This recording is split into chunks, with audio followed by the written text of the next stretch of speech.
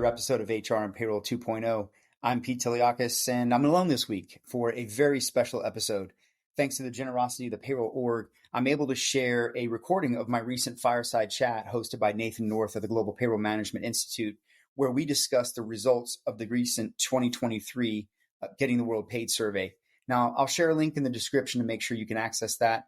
You can see the full results there. And I hope you'll enjoy this conversation and the points of view on the key findings and year-over-year changes that we saw. I will apologize. I had to record this one from the Sky Club at the Hartsfield-Jackson Airport in Atlanta on my way to the Zoho event in Austin, the Zoholics event. So I apologize if it's a little bit different this time, but it did sound pretty good. So I think it came out okay.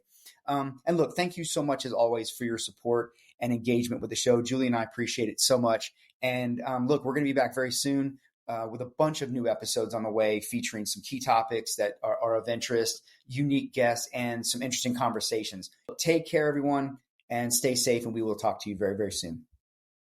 Okay, so I think, Pete, we're going to dive right into our subject today. So just as an overview, we're going to be going over Getting the World Paid survey today. And then Pete and I have worked together on a series of items toward the end of this presentation to cover technology, payroll operations, and professional development. So we have a lot of exciting things lined up. Pete, do you have anything that you would like to open up with? No, just congratulations on the new brand. I think that's really exciting for both the GPMI and APA. They're coming together closer and closer, and excited to see that. I think it's a positive thing for the entire industry. So congratulations on that. And yeah, very, very excited to dig into these survey results. I've been looking at them year over year. Certainly look forward to this data every year and excited to talk to you about what I'm seeing as well in the marketplace. So thank you so much for having me. Exciting. So let's dig right in. So our first set of results are off of the question, do you use your human capital management system as your global payroll record for payroll data? We had 62.34% say yes, and 37.99% say no.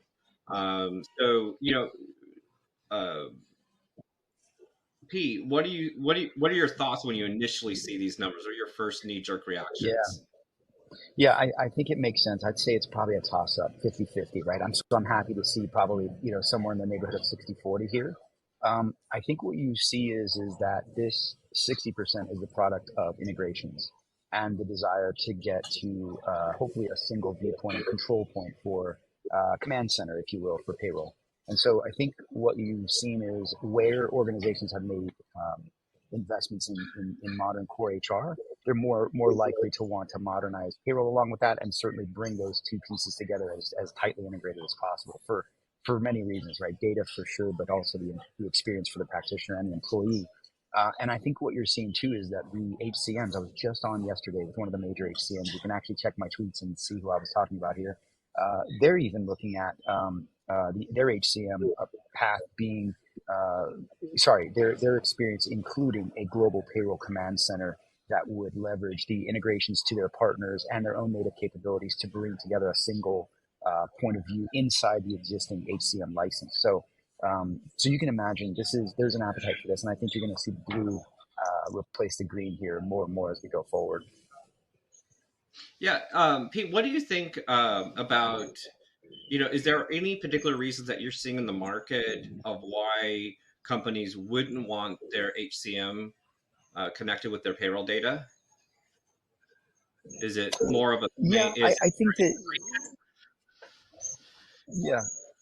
I think for the most part, everyone would love to have that. I think if you dug into those that don't, it's probably a capability issue or an integration issue, or maybe even in these cases where firms are increasingly using employer of record, and I know that's coming up soon. I really want to talk about some of the things I'm seeing there. Even those instances, albeit very agile and very forward, those aren't really your employees at the end of the day. And so the integration of that back to core HR is sometimes not desired for various reasons, but otherwise, most people would prefer to have their HCM, their HCM investment be the launching pad for as much of their data across their ecosystem as possible. And Payroll certainly has a big role to play in that, especially globally. Excellent. And my slides are having challenges here. Oh, you're good. I see it. Hopefully the audience does. It's not showing on my end. It's there, You should Nathan, be on slide just 6. so you know. Yep. Yeah. Okay. Yeah.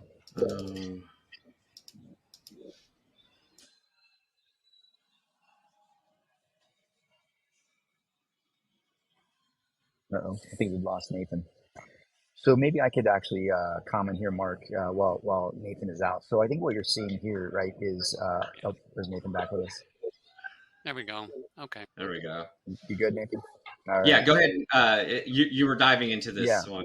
Let's go ahead and dive into it. Yeah. Look, I think you can look at this and see that the vast majority of organizations are leveraging outsourcing and a partner in some capacity, whether it's all the way to pure, as lean as a pure SaaS, or all the way to some sort of fully managed and even point solutions over at the left, right? The sort of hybrid in-sourced, outsourced.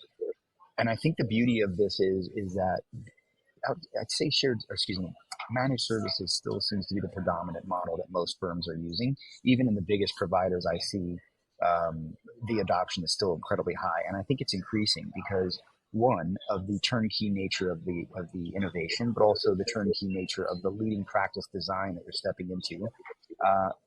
Payroll isn't normally most people's first line of business or what their acumen is. So certainly you're going to an organization that does payroll for a living, right? And as a product. But also I think there's the talent gap element of this, right? And I know we're going to see some of this later on in some of the data, but I'm seeing more and more firms that are telling me we're struggling to find payroll talent. We're worried about retaining the talent we have. And more importantly, we're retiring a generation of talent that we don't know how we're going to replace. And so I think it's more important than ever that organizations do start to look at these solutions and figure out where the options are for them.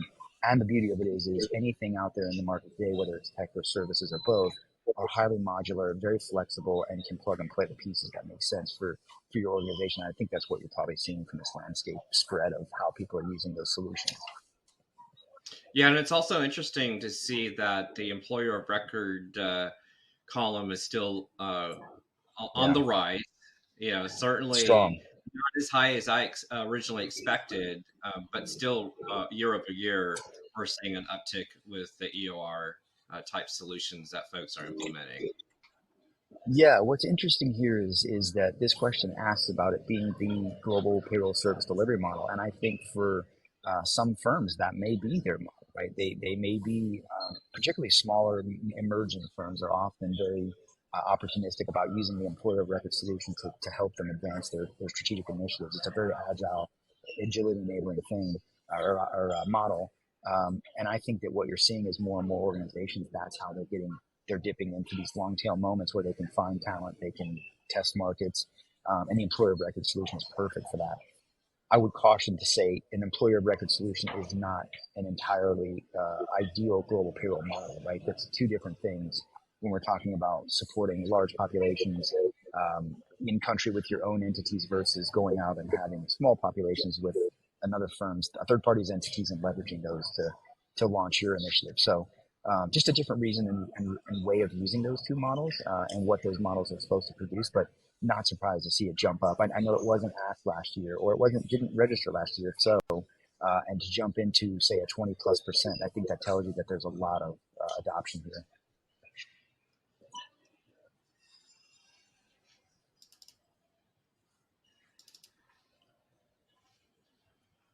Excellent.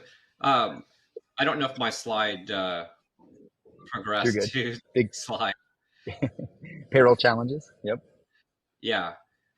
Why don't you go ahead and dive into that one?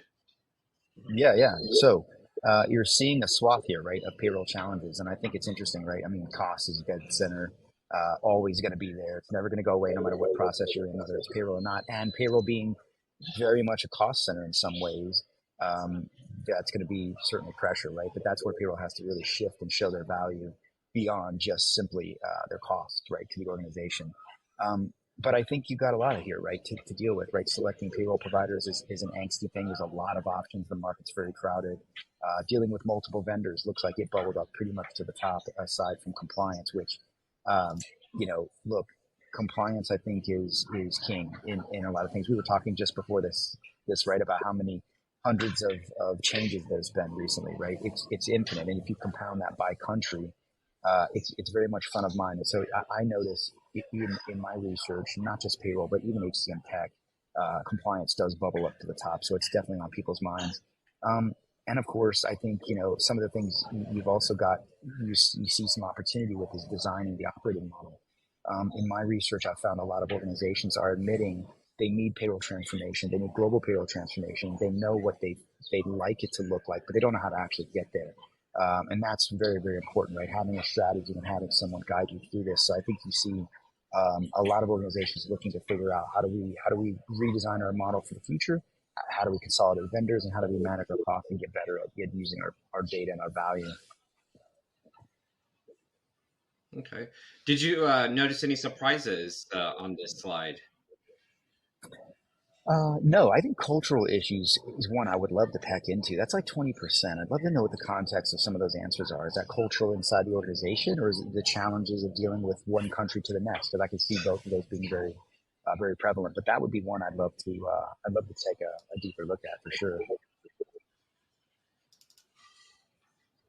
Awesome. So our next question was, how do you manage low employee populations? This is for long tail countries. And, Yep. we see that, using the global payroll provider is our top answer. And then second, again, we have the employer of record, which again, I think it's leading toward that trend that we saw on the Yeah. previous question. Yes. Yeah. The employer of record solution is very accommodating, very agile, and many of them do more than just EOR, right? So there are an element of global payroll capabilities for some of these solutions, and many of them are matching, their EOR capabilities to their global payroll capabilities or their managed payroll capabilities, and vice versa, right? I've seen managed services firms bringing online global payroll. So Niamo, for example, right, has turned that on. So yeah, I think that's it's been a great tool and lever for organizations to use in terms of managing long tail. But I still think that the predominant go-to tends to be the global payroll providers, the stalwart aggregators, and big managed firms that are out there still very dominant in that marketplace because of the investments in infrastructure and capability that they have globally. So, but I think the employer record offers a very in-country capability that buyers are attracted to. So that's something I think the major players are having to do is become much more locally focused in terms of how their experience is for the buyer. Yeah, a surprise to me was also the use of an accounting firm has dipped down a little bit year over year, now at 12%, where there's, I think, a greater set of solutions that are available to, within the marketplace, and again, this is a growing market, and using an accounting firm, in some instances, I think is a good solution if they're also handling your finance, accounting, local books, and your local banking items can still be a viable choice.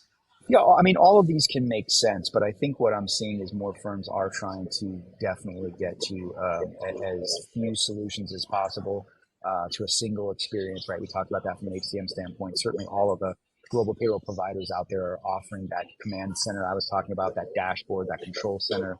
And I think, how you go about solving that, whether that's a SaaS model and you continue to do the work yourself, or you go out and you fully manage, operate your payroll, or you do some sort of a hybrid mix of EOR and managed and in-house.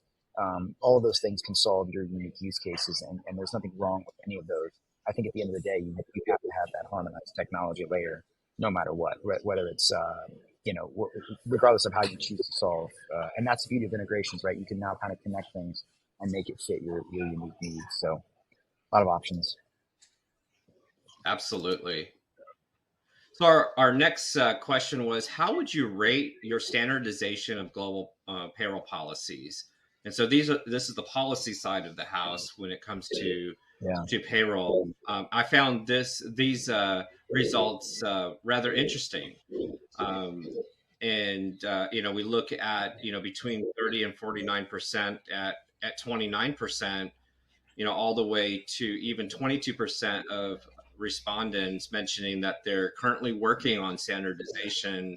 And I kind of wanted to dive into more of, the importance of standardization of global payroll policies. Hey, everybody, I'm Lori Rudiman. What are you doing? Working? Nah, you're listening to a podcast about work, and that barely counts. So while you're at it, check out my show, Punk Rock HR, now on the Work Defined Network. We chat with smart people about work, power, politics, and money. Are we succeeding? Are we fixing work? Probably not. Work still sucks, but tune in for some fun, a little nonsense, and a fresh take on how to fix work once and for all.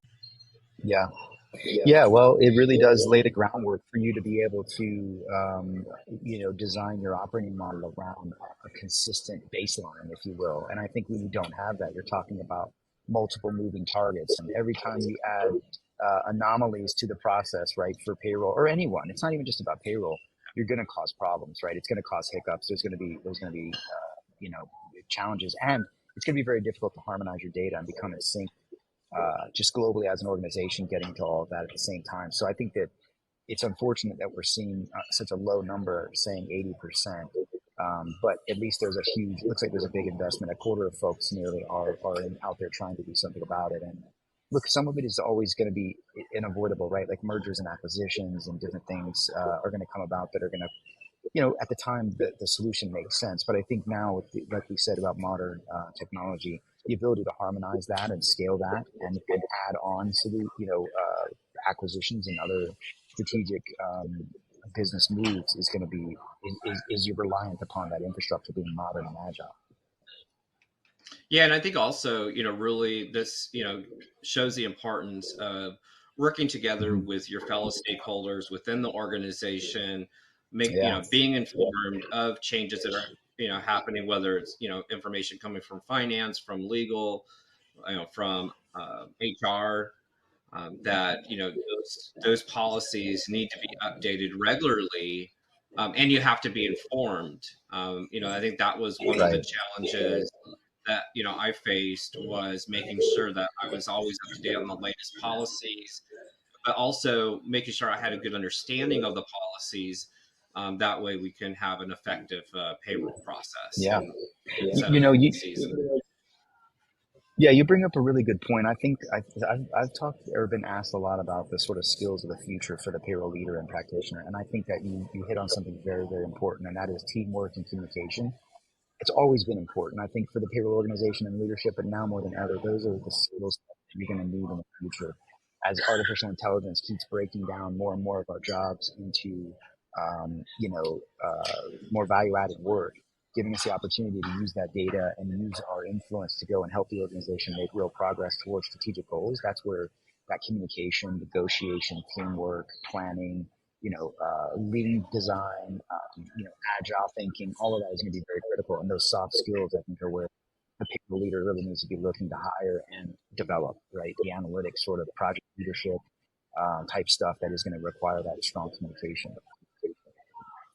Yes, and you mentioned a good point with RPA, AI, and machine learning. If you don't have your, first step, having your policies down, which leads us right into, our next question, which is similar, but this is talking about how would you create your standardization of global payroll procedures. And we have a large majority who are working on that, 33%. And then, on the opposite side, 30 to 49% of respondents at a 29% rate, have them standardized. And I think this is where playbooks come into play, and flow charts, and making sure that you have alignment. Yeah, very similar here, right? I think it's the same thing as the last slide, and I bet that you could find a lot of correlations between the two if you were to unpack the answers across users. So, yeah, I think again, this is where organizations are really focused on trying. This is where the productivity lies.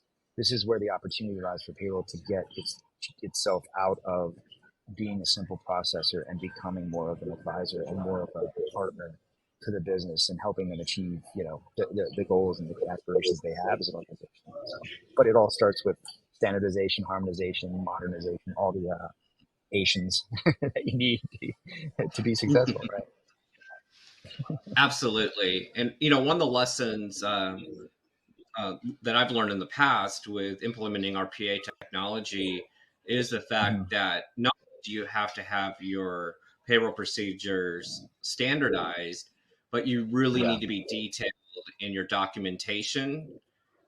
And, for example, we had a couple sets of procedures. We had the public set that fellow stakeholders receive, and then we have the internal playbook, which literally went step by step, which allowed us to transition much smoother into using RPA technology.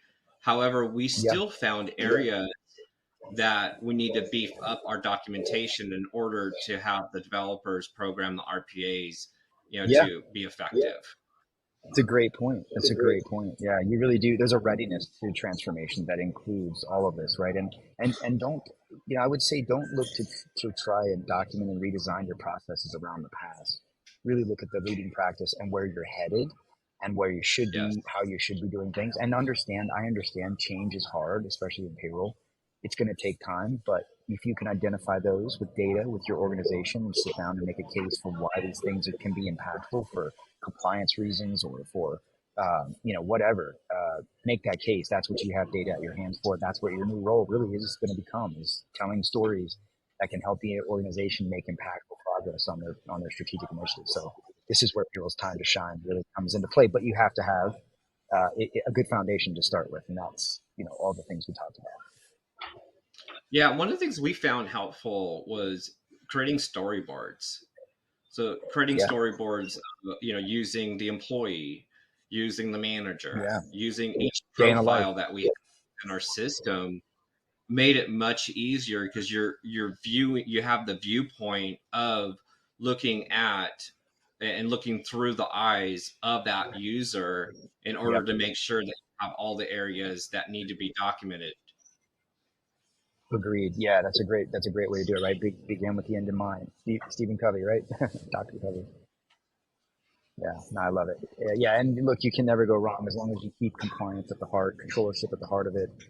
I think that's the way to design is from the user backwards down to that compliance layer, and you're going to come up with a great product every time.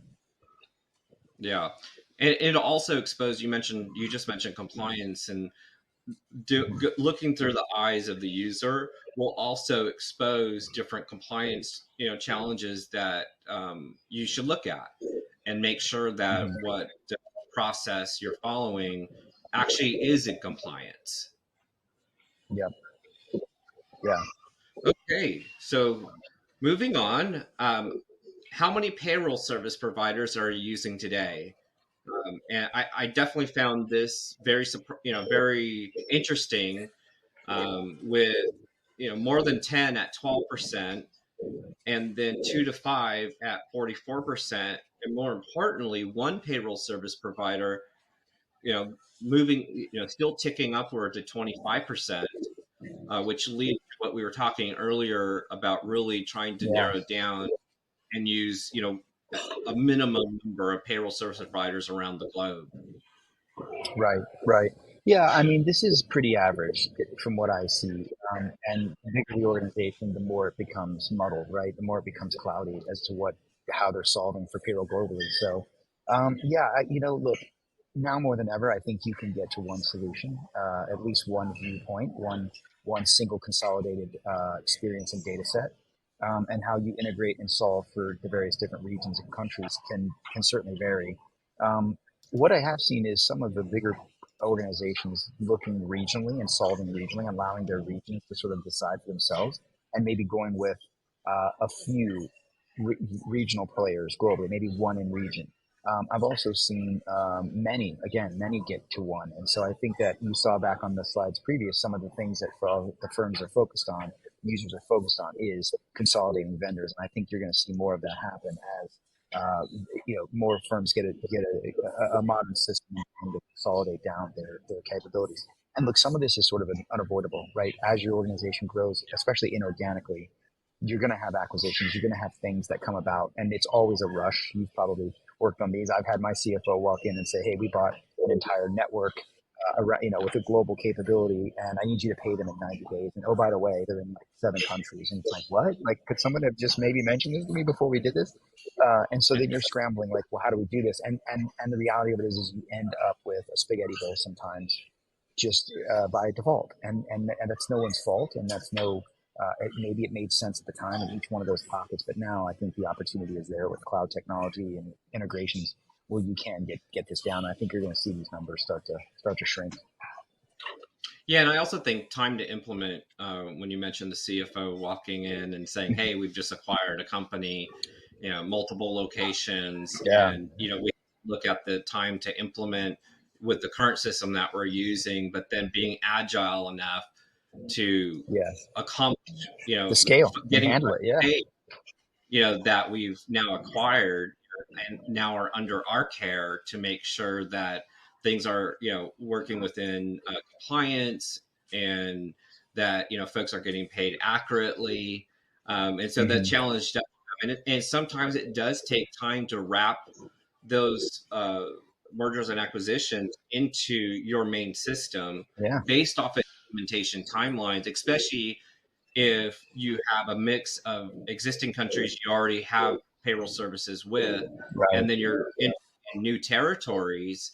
That can definitely lead to different challenges. But I think if we concentrate on working methodically and implementing and transferring those payrolls after everything's up and running into the main system over time versus trying to do it all at once, there's it does relieve a lot of the initial pressure of acquiring new territories. Yeah, agreed. Yeah, there's a lot to think about, and there's no right way to go about it. It's what's right for your organization and the timeline you're on, the investments you need to make. So, yeah, a lot to consider in these for sure. Yeah, especially local language and culture is, a huge point. I think sometimes it's best to use the existing systems. That way you understand the culture, you understand how pay works with the organization you've acquired or you've merged with. There's a lot of different variables, and, you can't, we could write a playbook for all the different scenarios, and it would be a never ending playbook because each situation is unique depending on the territory you're going into. Oh yeah, and you have to remember all the business dynamics, and there's those things, and you're right. You mentioned cultural. Yeah, there's a lot to consider here. It's not as easy as sort of moving pieces around on a board and saying this, and that. Right? There's a lot of layers of complexity, and doing the right thing for the employee and the organization from a compliance perspective is always critical. So, a lot to consider when you're doing these major initiatives.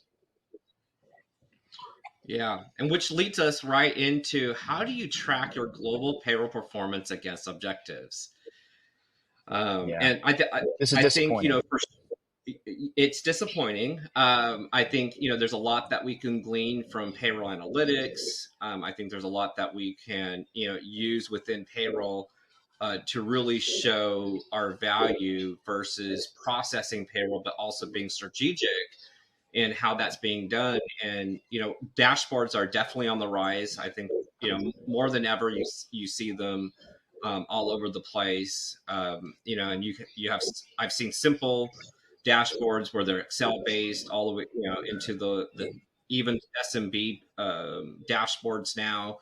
And then, of course, in the larger systems, a lot of organizations out with their own set of dashboards. Yeah, agreed. Yeah, this is unfortunate to see. About half of organizations really aren't doing any of this yet, and that could be a mix of their maturity. I would say it's probably less about the fact that they don't want to or don't know how to, but it's probably more that they might not have the support or the tools to do so. And so that I think is, again, having the right infrastructure is absolutely critical. It's the baseline to getting any of this positive movement for payroll done. But Yeah, I would love to see this be lower in terms of the folks that are not tracking it. And look, if you are struggling with this, I think it's there's so many great resources. The TPMI is a great resource for things like this. The payroll community, the new Payroll Org community, is a great place to go in there and ask some questions. There are vendors in the marketplace. CloudPay, for example, offers a index for you to be able to somewhat benchmark some of the things that you're dealing with. There are other vendors in the marketplace that offer tools. So there's a lot of ways to get yourself going here, but I think the big part of this is being able to access the data that you need, and being able to have the support for investing in the tools to make sure that you can. Have you ever wondered what really makes a generation tick? Who gets to pick the name? And why the slang keeps changing? Don't worry, I can help. My name's Dr. Megan Grace. On hashtag Gen Z, I share the voices and experiences of Generation Z, how they're different from other generations, what moves them, and why they do what they do. In each episode, we go beyond the buzzwords and the stereotypes to dive into real conversations and the insights that matter to making intergenerational collaboration a reality. You can catch hashtag Gen Z on the Work to Find podcast network and wherever you listen to podcasts. The Use Case podcast is where technology vendors get to talk about themselves. And it's a wonderful place for vendors, investors, and practitioners to listen to the story of the solution, the features, the benefits, the attributes, etc. And we get to know the CEO or founder during the call, and we also get to know the tech. So subscribe to the Use Case podcast. Do that stuff, but there are things that you can do manually. Let's be honest, and I think that's where folks have to maybe start to at least take the pulse and know how they're performing in order to make change. You got to start somewhere, right? Can't fly a plane without cages. Saying, so it's true. You can't fix what you can't measure, or what you don't measure, I should say. Yeah, or what you don't measure, or maybe not. You don't have the know-how. So looking into payroll analytics, or you mentioned the payroll community. I've seen multiple questions now come in, and folks have been really, really helpful in providing advice, and or just examples of what they use in their organizations. But we do have access to great data that even if we want to create even a dashboard within Excel, we can do that pretty easily, and pretty straightforward nowadays. Exactly. Yeah, totally. Yeah, like I said, look at the community, right? The Payroll Org is great, and many of the vendors in the marketplace, the biggest vendors, have thought leadership documents or details on subjects like this to help you understand what you should be measuring and looking at to get you started. So yeah, reach out to the community and engage it. It's there. Awesome. So the 3 countries or areas you find to be the most challenging to pay, and this data is definitely fluctuating year over year. It's definitely exciting to see some new countries popping up on the radar that are difficult, and you have the usual suspects also on this. And I really was concentrating on trying to find a good visual for us to really be able to show, especially some of the newer countries, like, Belgium is one that's, popped up recently, but you have, your France, your Germany, Spain and Italy seem to be trending downwards year over year. What are your thoughts of some of the countries here? Yeah, this is the United States generally wins, right? We were like 52 countries, I suppose, if you really boil it all out. So not surprising of that, but look, I think this is indicative of the angst that we saw in some of the other answers, right, around compliance. That's a massive, like this comes through I very much would say in a compliance nature, right? This probably speaks to what compliance is like in terms of risk and complexity. On a country level basis. So I'd say that this is front of mind, right? I mean, especially if you're operating in any or all or more of countries beyond this, you've got a lot to manage. And I think that's why you see, to the point earlier about managed services, why you see some of these firms now, leveraging managed services in some form or fashion as a way to help them manage these solutions, help them manage these complexities, modernize, and certainly get help, right, for KPIs and for best practices and what's coming next and how to stay ahead of all this. So Yeah, totally indicative, I think, of the anxiety that's created by complexity of compliance. Absolutely. And, let's not forget world events. Our world is Yeah. ever evolving at, I think, even a faster rate.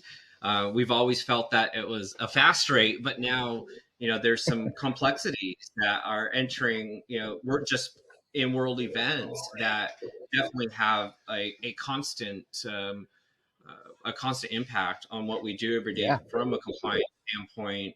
I mean, even to the effect in China, affecting more Taiwan with even the type of information that could be transferred to mainland China, which is a recent development there. So I think you definitely there's a lot to stay on top of when it comes to Oh yeah. The Yeah, you mentioned that complexities of each. Yeah, you mentioned the volatility there. I mean, that's why more than ever, payroll is so critical to helping the organization be agile and helping them execute and pivot and scale and move. So it's really helping, I think, drive a lot of adoption for the payroll team to get more investment. So I'm excited for that. Yeah, and speaking of investment, we have which of the following technologies are you and your payroll outsourcing partner using in your global payroll processes? This was a newer question this year, and it's very interesting. Data analytics are definitely on the rise, but then we look at global cloud connectors, the enhanced reporting, and even RPA on the rise within payroll. Yep. Yeah, so this should be much higher across the board. I mean, any solution that's being built today is being built digitally focused, right? I wouldn't say digitally native, but digitally focused. Artificial intelligence by design. RPA is really kind of at this point a band-aid for systems and processes that don't actually have those things in place. But I'd say that anything modern now is really coming out with that bidirectional APIs. You're seeing a heavy emphasis on artificial intelligence. Certainly, ChatGPT and the generative AI is going to be very disruptive, I think, for the payroll process. It's going to create a lot of opportunity to remove all that minutia that we do. Even tier one cases are already being handled. EY, I believe, announced something with ChatGPT. ADP is doing something from an AI perspective around the tier one experience for employees with payroll questions. Right, we've seen some self-explaining pay slips from Ramco. There's just a lot of technology coming into the space to make it much more, intuitive, guided nudging of employees. And I think what you're really going to see is an eventual convergence between the open banking concept, fintech, artificial intelligence, and payroll, really kind of getting connected in a way that helps the employee to sort of orbit the employee all the time, right? Always on, continuous calculation, the ability to take money when I need it, but also the ability to integrate to my other data points and my financial solutions that I use, maybe my Acorns account or my PayPal or my Cash App or any of the solutions that are out there to help me from an open banking perspective connect with things that design my financial wellness. I think all of that is going to be working in concert eventually. Payroll is really going to be this thing that isn't static, that doesn't end the day the paycheck. I put my time in and get paid. That's it. I think that's not going to be the case. I think we're going to be in a situation where you really are going to have hyper automation, and payroll practitioners will be able to focus much more intently on helping execute those strategic initiatives, helping bring awareness to the organization with its data to move the needle on processes and improvements and standardization and execute on all those great things that the organization wants to do. So, very excited here, but would love to see a lot more of this being adopted. I'd love to see it getting adopted faster. Absolutely, and even the globalization of earned wage access. From the beginning of the year, there's I've received multiple alerts of legislation in process for early wage access around the globe. We faced it the last few years here in the U.S., but it's growing at a rapid pace around the world from a legislative standpoint. Yeah, and employees want that capability. That's exactly the type of fintech solutions that I think are disrupting payroll and putting a lot of power in the employee's hands and giving them the ability to really take ownership of their payroll data, take ownership of their financial goals, and ultimately lift a lot of work off the payrolls teams back to elevate them to a new level. Absolutely. Absolutely. And then in how many countries do you pay employees and process a payroll? 1 to 5 countries, 53%, not surprising, as companies are continuing to move into different territories. But slight uptick between 36 and 50 and 51 plus countries. Definitely hats off to the folks that are having to operate in 51 or really anything over 20 countries as a whole. That's a lot of complexity that folks are working through. Yeah, I was just now looking again. I wanted to see what 2022 looked like, and it was similar, but I do see the numbers inching up a little bit here. So I think that you're seeing, this is indicative of, I think, organizations finding themselves in foreign locations where they might not have expected to in the past.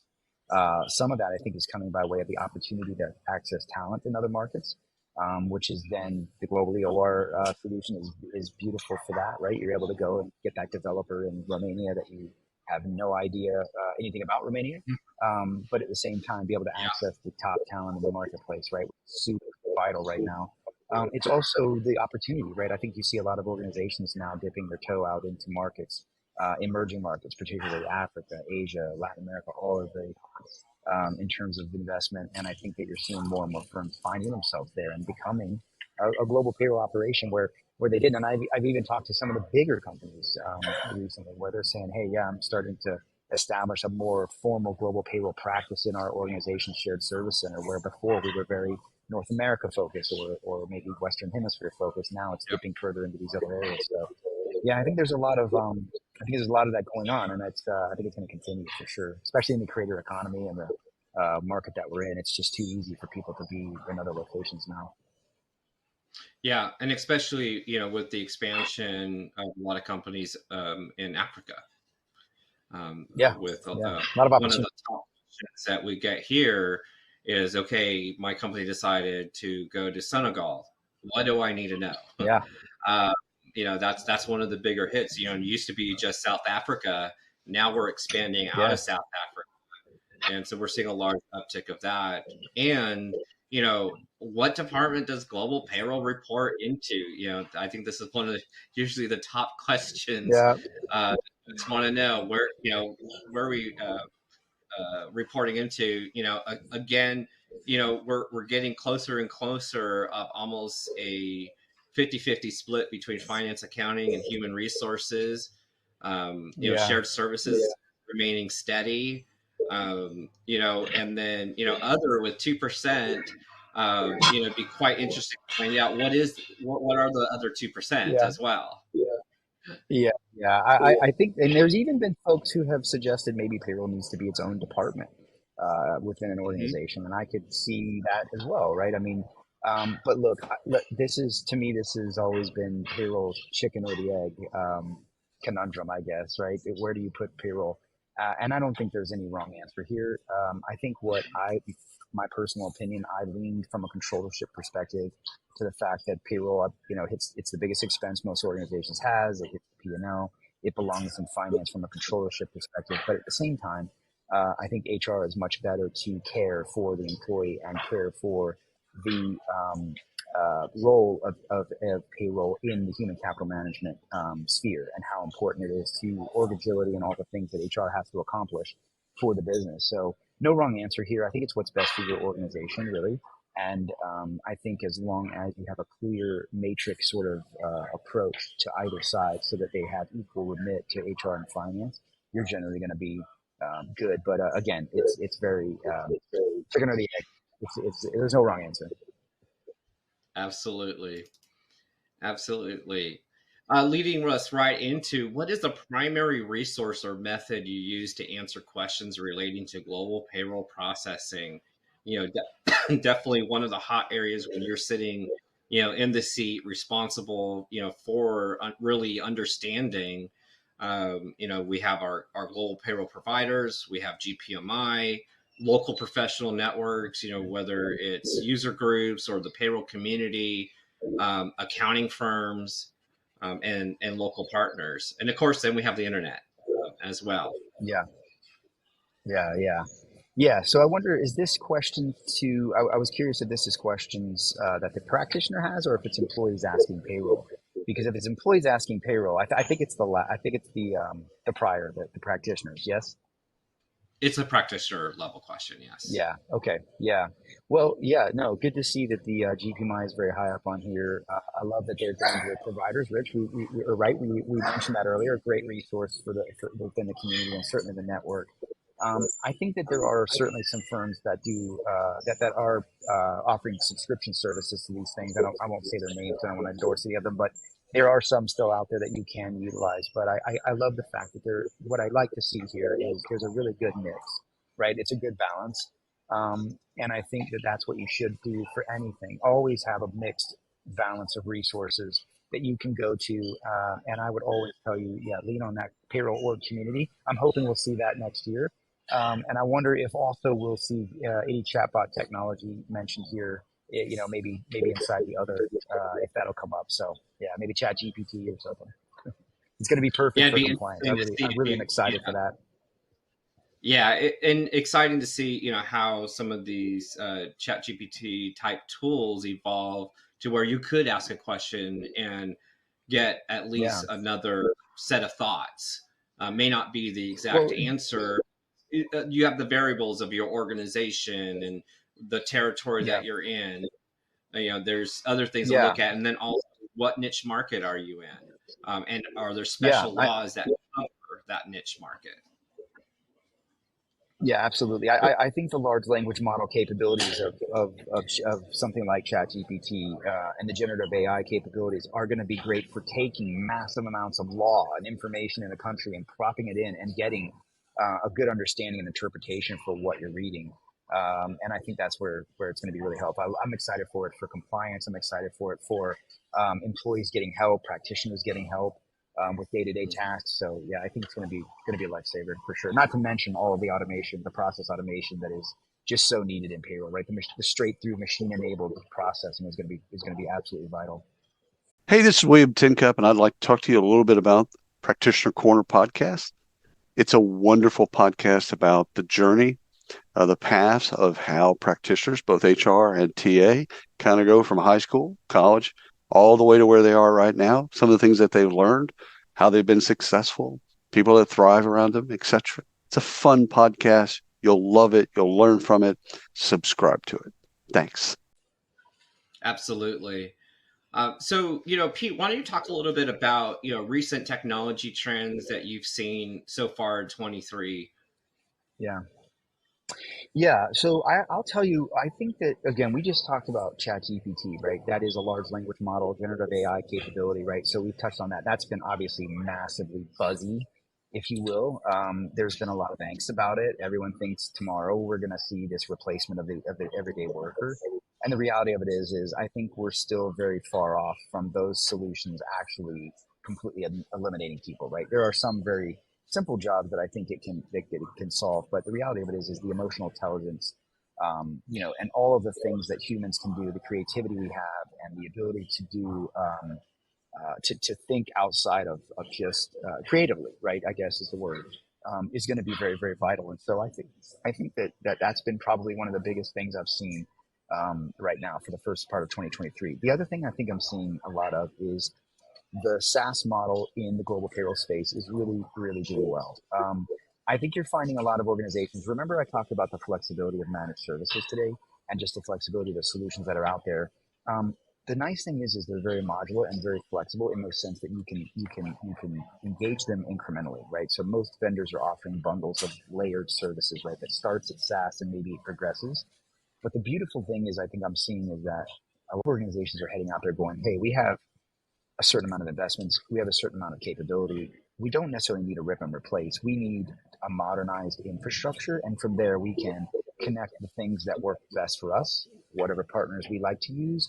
And we can achieve that harmonized single data set, single point of entry, single automated platform control center for payroll And I think that has been a bit disruptive now, right? You don't need to necessarily go pure managed services in order to solve for global payroll. There's a lot of options, right? We saw global EOR it's the right thing to use in certain use cases, whereas maybe a point solution might be right for your situation. So it's all about, I think, balancing what your investments are and where you're trying to get to. And I think I've seen a lot more of the SaaS taking off. Really even getting, some of the vendors are getting into managed services deals and winning against managed services deals where they're not even necessarily offering it. So I think that technology layer is the starting point, and everyone understands that that's incredibly critical. And if you have to take that on incrementally, that's fine, but begin to do something, right? Start to make that progress and think about it. And again, I know a lot of folks need help with that. We saw that on the slide there earlier. And I think guidance, right? Getting some guidance on your strategy will help you reach the right solution for your use cases. Yeah, absolutely. Well, let's go over to Mark for our first polling question. All right. So for everyone, the first polling question of the day is, what is your comfort level with RPA, ML, and AI? Is it A, I'm not quite sure I'm ready? B, I'm ready, but I need to know the options. C, researching the options. D, getting ready to implement. E, I am currently implementing. Or F, already working with these technologies. We'll give everyone a short time and we'll see where your audience sits, guys. All right, let's see. I'm hoping we'll see a lot of I'm currently implementing. We're already working. Great. We got some. That's good. Yeah, I know you were hoping Not for sure the they're bottom ready. end of the chart. I know, right? It's okay. It's okay. You got to start somewhere. It's good that people are thinking about it. That's all that matters. You just want to see it all get out there for uses. And remember, focus on your use cases. It's not really something you just want to do at scale. Any automation initiative, you really want to focus on the key use cases you're solving and go that route, especially with RPA. ML and AI are somewhat getting embedded into these solutions naturally. So understanding how the algorithms work is critical. Yeah, it looks like you've just about got all your answers. So I'll let you guys take it from there. All right. A lot of curiosity, I would say. Why don't you take the results? I can't actually see the results on my end. It's okay. It's okay. So we see, about half of people say they're not quite sure they're ready, and maybe another 20 to 40% are ready but need to understand the options or are researching the options. So that tells me, you're looking at a good 90+% who are at least exploring and getting into the area. So yeah, that's all you can ask for. And take it slow. Like I said, focus on solving your use cases, and that'll take you to the best outcomes. Awesome. So let's switch over to payroll operations. And, in general, are you seeing payroll funding options shrinking, expanding, the use of payroll analytics? We talked a little bit about documentation earlier. Yeah. So I would tell you that I think what you see in the market right now is payments are coming much, much closer to payroll. It's becoming almost synonymous together, right? You always kind of think of it as a payment, but there is the process of getting it actually paid once it's processed and prepared, right? So I think you're seeing many, if not all of the major solutions, anything formidable in the marketplace now either offers its own native cross-border money movement capability. Particularly, that was a major, major challenge we saw in COVID, and it continues to be as you have these global footprints, right? You've got to get them paid, and it is very cumbersome. Banks don't like doing it, so why would a payroll manager, be any better at it? So I think you're seeing cross-border money movement becoming pretty standard in payroll solutions globally. And again, where they don't have it, the vendors are typically partnering with someone like an eBerry or maybe a Wise. We've seen Wise doing some work there. And so I think that you're going to see more and more of that getting closer and closer together. And also, back to my point about open banking, the open banking concept and the whole fintech area, I think the flexibility for employees to choose how they receive their pay is going to continue to rise, right? On-demand pay is already here. It's pretty much a standard in most countries in payroll solutions. It's just the way, the types of digital solutions you should be offering employees, the flexibility enablers, that ultimately have massive impacts on talent, actually, very little impact on payroll itself, massive impacts on wellness.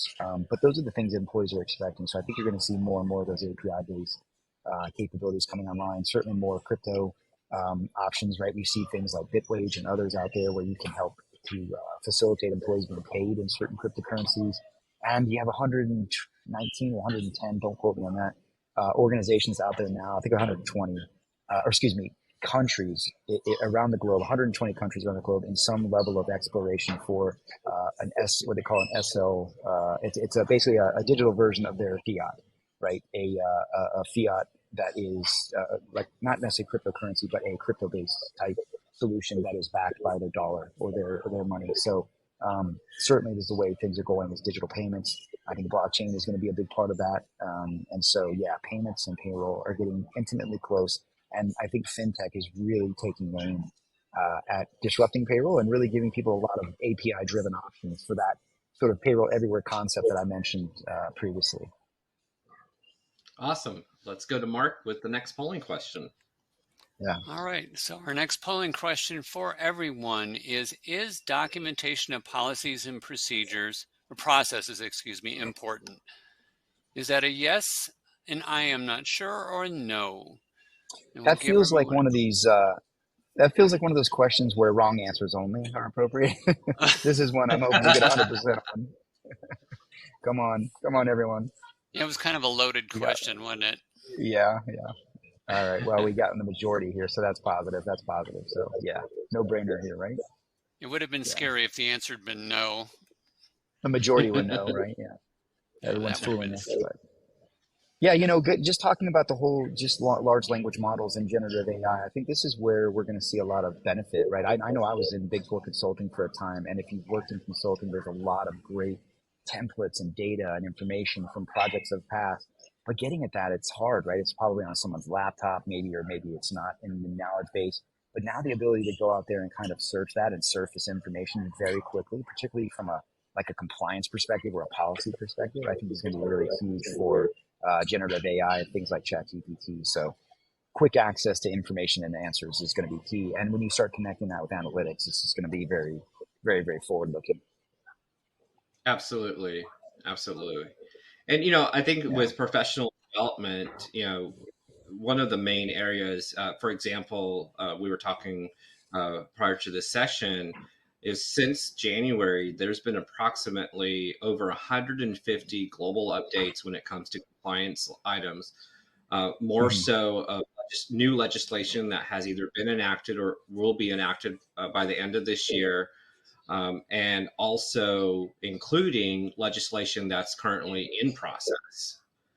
So I think for a professional standpoint, staying on top of compliance, staying on top of your regions that you're responsible for to make sure that you're following what's coming up so that you can plan accordingly from a policy, a procedure, and system standpoint. Yeah, agreed. And then I think, Pete, this is always a good question.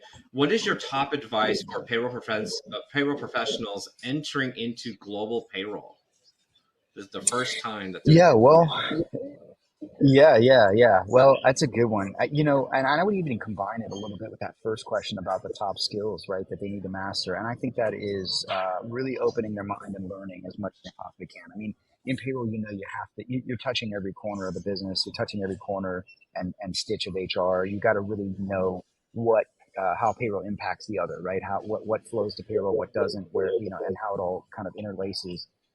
But I think for a global payroll professional, there's a lot more there to worry about, right? You have to also worry about cultural norms and time zones and all of these extra things. So I think it's really just sort of taking back and learning at first and understanding what your landscape is, who your customer is, I guess is the way I would say it. And really kind of understanding like, how does this new dynamic now fit into what I was doing, or how does it play a part of the way we've done things in the past? Can we do things the way we've done in the past in these other countries? That's not always going to fly, right? Not everything in America, say, translates to another country and vice versa. So I think it's really being open-minded, being very learning focused. And coming back to that first question, I think, with artificial intelligence coming around, with more analytics, I think the role is going to become very soft skill based, right? You're going to need that emotional intelligence, leadership, negotiation, analytic thinking, the ability to have to do something that the computer, the AI can surface all the insights in the world. It's knowing what actions to take, and certainly prescriptive guidance will come with that in the future. But it's also knowing when to act, right, and knowing how to act on that data and read between the lines and not just blindly do something, but also maybe think through that and say, hey, in context with what I understand is of our culture and the way we are and the way we operate and the context of the issue, that capability, that analytic emotional intelligence, I think is going to be super, super important for the practitioner of the future. And just having that open mind, as you should in payroll, to really just learn and network and understand as much as you can about all those nuances. And like I said, get to know your customer, I think is really key. Yeah, and that leads right into, this is really becoming a strategic partner with the organization, using data analytics, using the tools and resources that you have at your disposal, and continuing to learn. Yeah, and lean on your community. We mentioned the Payroll Org community recently. I love that. I go in there, and I love the topics that are in there. They're just anything you can. It almost reminds me of the Reddit. It's like Reddit for payroll, right? You can go in there, and I don't know if that was the design, but if you guys did that, congrats, you nailed it. The community of payroll is so powerful. I mean, just reach out, right? There's someone out there who's been through what you've been through, and I think that you can really lean on your community and your network and find a lot of help. And you'd be surprised how easy and how readily accessible it is. And certainly the GPMI is a great forum for that. The Payroll Org community is a great forum for that. But even just your local chapters and your peers, I mean, just get in touch and talk to people. They're there to help, and it's I think it's a phenomenal community that we should all be proud of.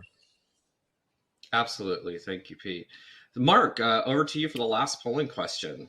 Yes, our last polling question, then you guys can wrap up because we're at the top of the hour.